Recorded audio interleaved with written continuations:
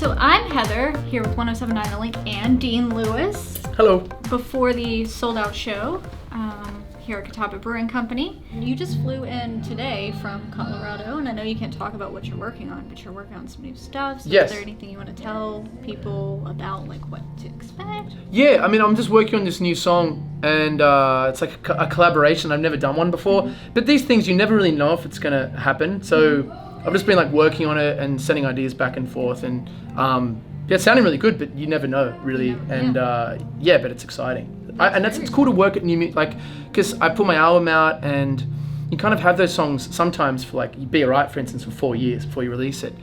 And then now I'm in this like really creating period of just like writing all these new songs again, and I'm like really excited. And I remember what I'm doing it for, you know. It's because I love creating stuff. So I'm in this like really exciting kind of few months, 2 months. Very inspired. Very inspired, yeah. And it builds more inspiration. Like you write one song, and then you want to write another one, and you're like, oh, I can do this, and it's just great. And since you're here in Charlotte, and you, as we said earlier, came from, you know, Denver, Colorado to here. Yeah. We found out you were talking to Kelly a couple weeks back about you being a fan of the Charlotte Hornets. Yeah. How did that come about? Well, I know when we were younger, we all used to watch like NBA and play like NBA Jam and stuff like that. So I remember like Muggsy Bogues and like, I think it was Alonzo Mourning. Was he Alonzo Mourning? I remember that. And then the last time I came, because I was here a year and a half ago, and someone said they changed the name to the Bobcats. Yeah. And now they're back to the Hornets. Yeah. But to be honest, I haven't kept up with the NBA stuff. It was more like a childhood kind of obsession. Yeah. And it's sort of just something that found your way to it. And that led me to, when I heard that, it made me question what other things, like, do we not realize are just outside of the U.S., you know, like cartoons. What cartoons did you watch growing up? Yeah, I watched like Ren and Stimpy and The Simpsons and stuff like that. Yeah, and I mean, my big obsession is really gaming, I'd say. Like, I'm so obsessed with computer games, it's ridiculous.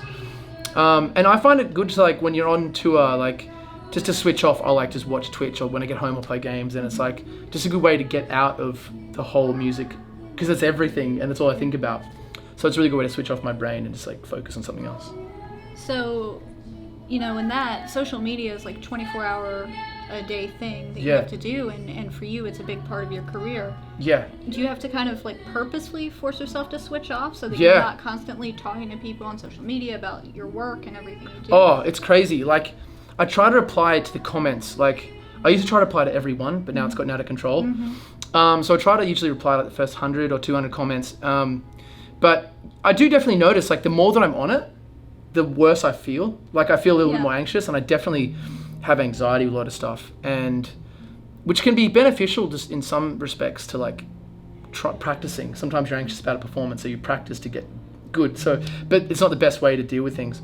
But social media definitely is like pretty, like I try to switch off definitely as much as I can.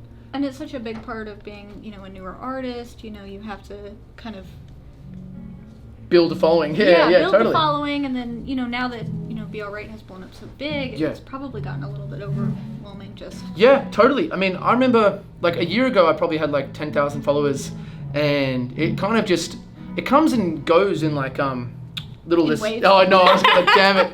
Yeah, it comes and goes in waves, and like you just get these chunks of people that follow you, and then it kind of dies off a bit, and then you have another new thing, and then, but you can get obsessed with looking at numbers and looking at and chasing that stuff.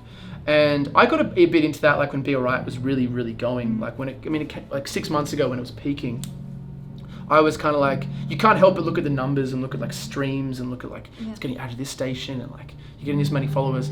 But the real excitement and the real fun is just like creating again. And when you're staring at the past, or you're staring at like numbers, you're not doing anything. But I think you have to go through that. I think every artist probably goes through that period of like caring about that stuff. Well, and I think a lot of your fans are probably going through that too, like trying to pull out how much social media they should be doing. And with less. I think because you keep reading, it's like really bad, like it's bad for mental health and stuff like that. But I definitely feel that. Like I think we should limit a bit. I think you have to realize it yourself. But I think everyone knows, like when you're staring at your phone, like you wake up and you look at your phone, and you get that like little feeling in your stomach. You're like a little bit. I get a bit nauseous if I'm staring at it too much.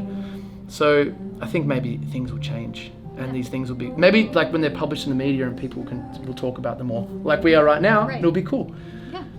Well, this has been great. This is Dean Lewis. We're getting ready to watch him perform at the Sold Out show here at Catawba Brewing Company. And check out, there's definitely more music to come. And check out, his social media accounts and everything else. I'll see you there on my social media.